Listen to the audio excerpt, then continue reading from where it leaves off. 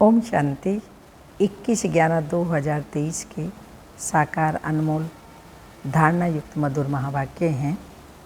मीठे बच्चे, सेकंड में मुक्ति और जीवन मुक्ति प्राप्त करने के लिए मन मना भव मध्यजी भव, बाप को यथार्थ पहचान कर याद करो और सबको बाप का परिचय दो। क्वेश्चन है, किस नशे के आधार पर ही तुम बाप का शो कर सकते हो? आंसर, नशा हो कि हम अभी भगवान के बच्चे बने हैं, वह हमें पढ़ा रहे हैं, हमें ही सब मनुष्य मात्र को सच्चा रास्ता बताना है। हम अभी संगम युग पर हैं, हमें अपनी रॉयल चलन से बाप का नाम वाला करना है। बाप और श्री कृष्ण की महिमा सबको सुनानी है। गीत, आने वाले कल की तुम तकदीर हो। ओम शांति। यह गीत तो गाए हुए हैं स्वतंत्रता सेनानियों के, बाकी दुनिया की तकदीर किसको कहा जाता है यह भारतवासी नहीं जानते। सारी दुनिया का प्रश्न है, सारी दुनिया की तकदीर बदल हेल से हेवन बनाने वाला कोई मनुष्य हो नहीं सकता। ये महिमा किसी मनुष्य की नहीं है। अगर श्री कृष्ण के लिए कहें तो उनको गाली कोई दे न सके। मनुष्य यह भी नहीं समझते कि श्री कृष्ण ने चौथ का चंद्रमा कैसे देखा जो कलंक लगा। कलंक वास्तव में न श्री कृष्ण को लगते हैं, न गीता के भगवान को लगते हैं। कलंक लगते हैं ब्रह्मा को।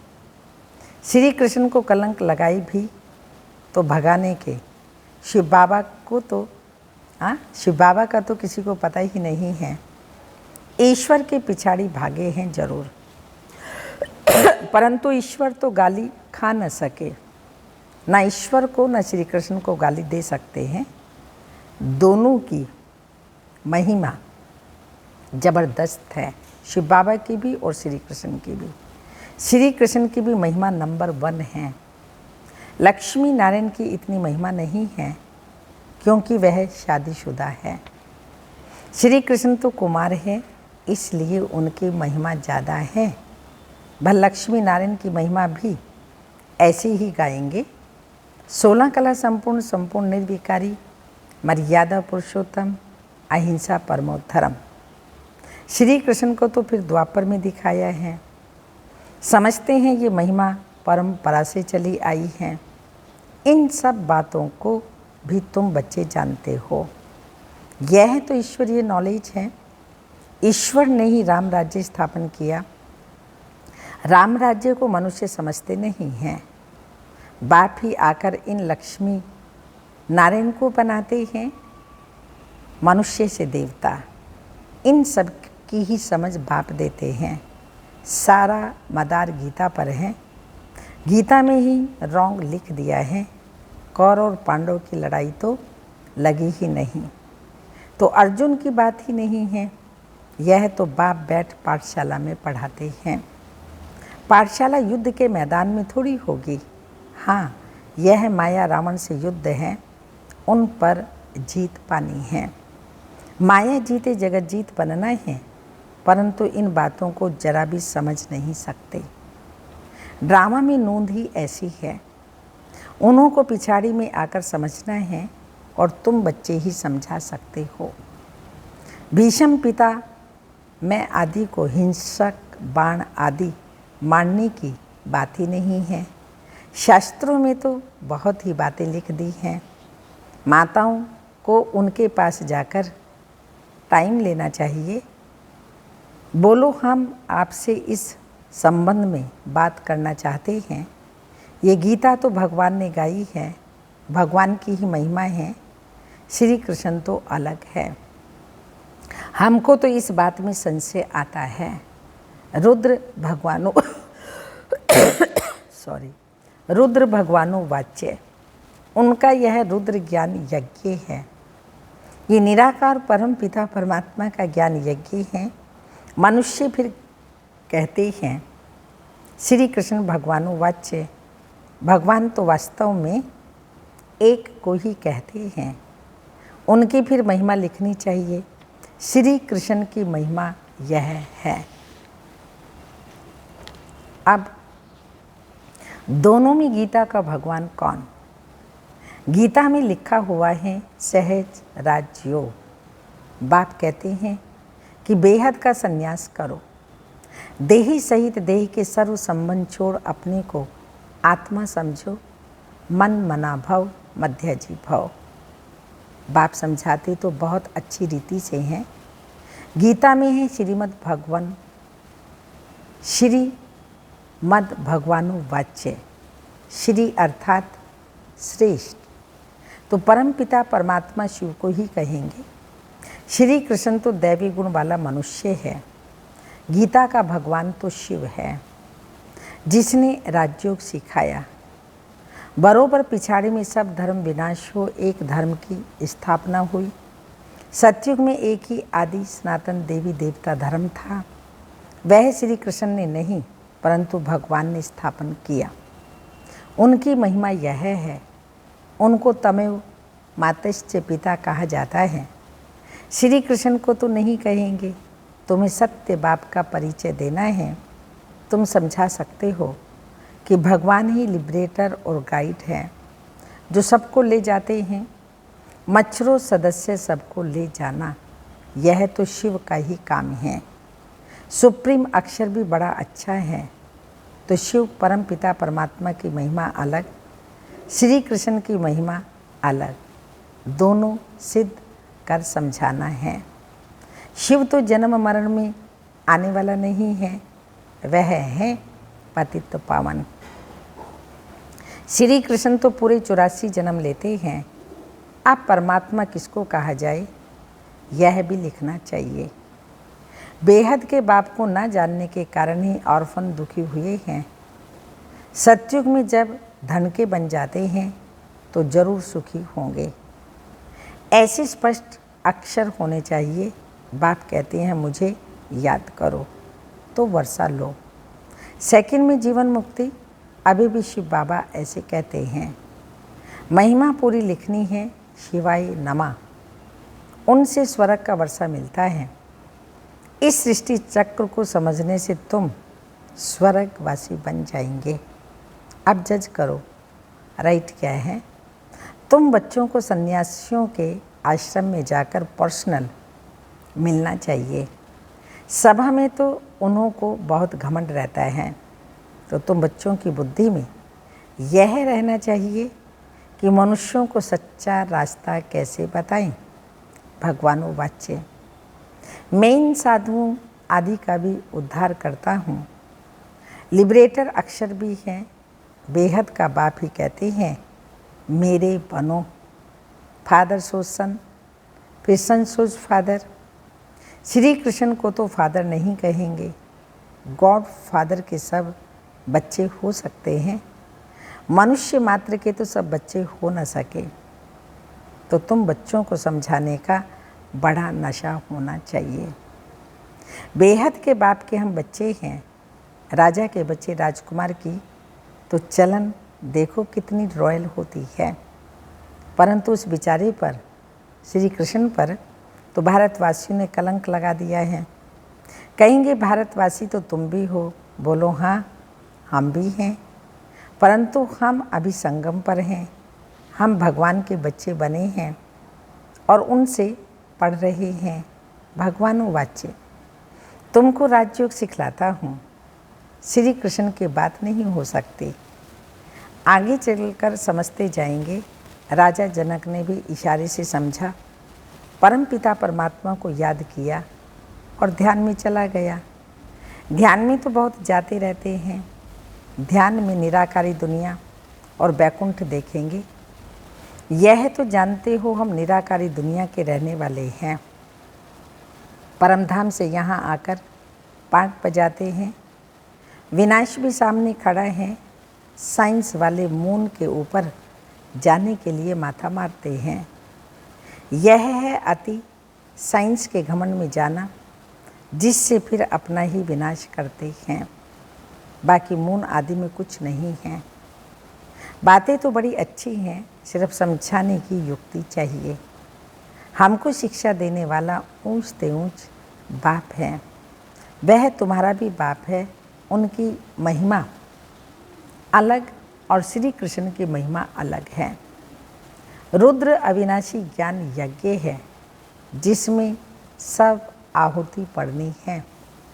पॉइंट्स बहुत अच्छी हैं, परंतु शायद अभी देरी है। ये पॉइंट भी अच्छी है। यह है रूहानी यात्रा, दूसरी है जिस्मानी यात्रा। तो बाप कहते हैं मुझे याद करो तो अंतमति सो गति हो जाएगी। स्पिरिचुअल फादर के बिना और कोई सिखला ना सके। ऐसी ऐसी पॉइंट्स लिखनी चाहिए। मनमना भाव मध्यजी भाव, यह है मुक्ति, जीवन मुक्ति की यात्रा। यात्रा तो बाप ही कराएंगे ना, श्री कृष्ण तो करा न सके। याद करने की ही आदत डालनी है। जितना याद करेंगे उतना खुशी होगी, परंतु माया याद करने नहीं देती। अच्छा, मीठे मीठे सिक्के लदे बच्चों प्रति माता पिता बाप दादा का याद प्यार, good morning, diamond morning. Service तो सब करते हैं, परंतु ऊंच और नीच सर्विस तो है ना। किसी को बाप का परिचय देना है, ये तो बहुत सहज है। अच्छा, रूहानी बच्चों को रूहानी माता पिता बाप दादा की याद प्यार, गुड मॉर्निंग, डायमंड मॉर्निंग। ओम। हम रूहानी बच्चों की रूहानी माता पिता बाप दादा को याद प्यार, गुड मॉर्निंग, डायमंड मॉर्निंग, ओम नमस्ते। रात्रि क्लास है, जैसे पहाड़ों पर हवा खाने रिफ्रेश होने जाते हैं। घर व ऑफिस में रहने से बुद्धि में काम रहता है, बाहर जाने से ऑफिस के ख्याल से फ्री हो जाते हैं। यहाँ भी बच्चे रिफ्रेश होने के लिए आते हैं। आधा कल्प भक्ति करते करते थक गए हैं। पुरुषोत्तम संगम युग पर ज्ञान मिलता है। ज्ञान और योग से तुम रिफ्रेश हो जाते हो। तुम जानते हो अभी पुरानी दुनिया विनाश होती है, नई दुनिया स्थापन होती है। प्रलय तो होती नहीं। वो लोग समझते हैं दुनिया एकदम ख़त्म हो जाती है, परंतु नहीं, चेंज होती है। यह है ही नर्क, पुरानी दुनिया। नई दुनिया और पुरानी दुनिया क्या होती है, यह भी तुम जानते हो। तुमको डिटेल में समझाया गया है। तुम्हारी बुद्धि में विस्तार है, सो भी नंबरवार पुरुषार्थ अनुसार। समझाने में भी बहुत रिफाइननेस चाहिए। किसी को ऐसा समझाओ जो झट बुद्धि में बैठ जाए। कई बच्चे कच्चे हैं जो चलते चलते टूट पड़ते हैं। भगवानुवाच्य भी है, आश्चर्यवत सुनंती कथंती भागंती होवंती। यहाँ है माया से युद्ध। माया से मरकर ईश्वर का बनते हैं, फिर ईश्वर से मरकर माया के बन जाते हैं। एडॉप्ट हो फिर फारकती दे देते हैं। माया बड़ी प्रबल है, बहुतों को तूफान में लाती है। बच्चे भी समझते हैं हार जीत होती है। यह खेल ही हार जीत का है। विकारों से हारे अभी तुम जीतने का पुरुषार्थ करते हो। आखिरी जीत तुम्हारी है। जब बाप के बने हो तो पक्का बनना चाहिए। तुम देखते हो माया कितने टेम्पटेशन देती है। कई बार ध्यान दीदार में जाने से भी खेल खलास हो जाता है। तुम बच्चों की बुद्धि में है। अब 84 जन्म का चक्र लगाकर पूरा किया। देवता, क्षत्रिय, वैश्य, शूद्र बने। अभी शूद्र से ब्राह्मण बने हैं। ब्राह्मण बन फिर देवता बन जाते हैं। ये भूलना नहीं है। अगर यह भी भूलते हैं तो पाँव पीछे हट जाते हैं। फिर दुनियावी बातों में बुद्धि लग जाती है। मुरली आदि भी याद नहीं रहती। याद की यात्रा भी डिफ़िकल्ट भासती है। यह भी वंडर है। कई बच्चों को बैच लगाने में भी लज्जा आती है। यह भी देही अभिमान है ना। गाली तो खानी ही है। श्री कृष्ण ने कितनी गाली खाई? सबसे जास्ती गाली खाई है शिव बाबा ने, फिर श्री कृष्ण ने, और फिर सबसे जास्ती गाली खाई राम ने। नंबर वार हैं। डिफेम करने से भारत की कितनी ग्लानि हुई है, तो तुम बच्चों को इसमें डरना नहीं है। अच्छा, मीठे मीठे सिक्के लदे बच्चों प्रति याद प्यार और गुड नाइट। मातेश्वरी जी के भी महावाक्य हैं। कलयुगी आसार संसार से सतयुगी सार वाली दुनिया में ले चलना किसका काम है? इस कलयुगी संसार को आसार संसार क्यों कहते हैं? क्योंकि इस पतित दुनिया में कोई सार नहीं, माना कोई भी वस्तु में कोई ताकत नहीं रही, अर्थात सुख शांति पवित्रता नहीं है। तो जो इस सृष्टि पर कोई समय सुख शांति पवित्रता थी, अब वो ताकत नहीं है, क्योंकि इस सृष्टि में 5 भूतों की प्रवेशता है। इसलिए ही इस सृष्टि को भय का सागर अथवा कर्म बंधन का सागर कहते हैं। इसलिए ही मनुष्य दुखी हो गए हैं, परमात्मा को पुकार रहे हैं, परमात्मा हमको भव सागर से पार करो। इससे सिद्ध है कि जरूर कोई अभय अर्थात निर्भयता का भी संसार है जिसमें चलना चाहते हैं। इसलिए संसार को पाप का सागर कहते हैं, जिससे पार कर पुण्य आत्मा वाली दुनिया में चलना चाहते हैं। तो दुनियाएं 2 हैं, एक सतयुगी सार वाली दुनिया, दूसरी कलयुगी आसार की दुनिया। दोनों दुनियाएं इस सृष्टि पर ही होती हैं। अच्छा, धारणा के लिए मुख्य सार हैं। बुद्धि में बेहद का संन्यास कर रूहानी सर्विस पर तत्पर रहना है, याद में रहने की आदत डालनी है। सेकंड पॉइंट, फादर सोज सन, सन सोज फादर, सभी को बाप का सत्य परिचय देना है। सेकंड में जीवन मुक्ति का रास्ता बताना है। वरदान है, मनसा और वाचा के मेल द्वारा जादू मंत्र करने वाले नवीनता और विशेषता संपन्न भाव। स्पष्टीकरण, मनसा और वाचा दोनों का मिलन जादू मंत्र का काम करता है। इससे संगठन की छोटी छोटी बातें ऐसे समाप्त हो जाएंगी जो आप सोचेंगे यह तो जादू हो गया। मनसा शुभ भावना व शुभ दुआओं देने में बिजी हो तो मन की हलचल समाप्त हो जाएगी। पुरुषार्थ में कभी दिल शिकस्त नहीं होंगे, संगठन में कभी घबराएंगे नहीं। मनसा वाचा की सम्मिलित सेवा में से विहिंग मार्ग की सेवा का प्रभाव देखेंगे। मनसा वाचा की सम्मिलित सेवा से विहिंग मार्ग की सेवा का प्रभाव देखेंगे। अब सेवा में इसी नवीनता और विशेषता से संपन्न बनो तो 9 लाख प्रजा तैयार हो जाएगी। स्लोगन, बुद्धि यथार्थ निर्णय तब देगी जब पूरे पूरे वाइसलेस बनेंगे। बुद्धि यथार्थ निर्णय तब देगी जब पूरे पूरे वाइसलेस बनेंगे। अव्यक्त इशारे हैं। कई बच्चे बातों को सामने देखते हैं और सोचते हैं कि हमने तो बहुत सहन किया, कब तक सहन करेंगे। सहन करने की भी कोई हद होती है, लेकिन जितना बेहद सहन उतनी बेहद की दुआएं, क्योंकि बाप के आज्ञाकारी बन रहे हैं।